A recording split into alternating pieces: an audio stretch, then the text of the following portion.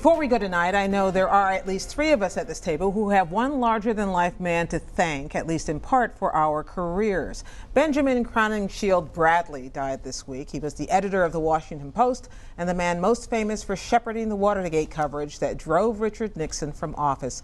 But over decades in Washington, he was journalism, tough, uncompromising, with a keen eye for truth and a nose for anything that didn't, how shall we say, smell right.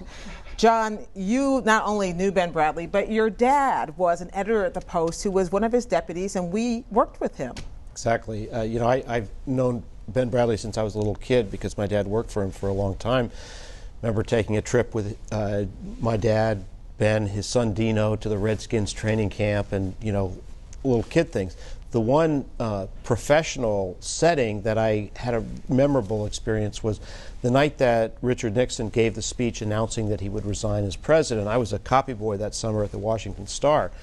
And as I was getting off work, my dad called and said, "I think you're going to remember it for a long time if you come to the Post tonight." He had a sense that maybe I was going into this business. And I went to the Post, and we watched Nixon give that speech in Bradlee's office with all of the editors and reporters who were working on that story. And I have to say, I got some questions on Twitter this week about that reminiscence of, was there high-fiving and cheering? There wasn't. There was a reverence for the moment, and that was a tone set by Bradlee. Dan, you worked for him for a long time. I did. He hired you, he hired me. I remember the interview I had with him, as I'm sure you do, which was a little bit scary, but ultimately pretty easy. I mean, he was the last box that had to be checked, and he could not have been more gracious and friendly. I remember him the morning that Gary Hart dropped out of the race in 1987.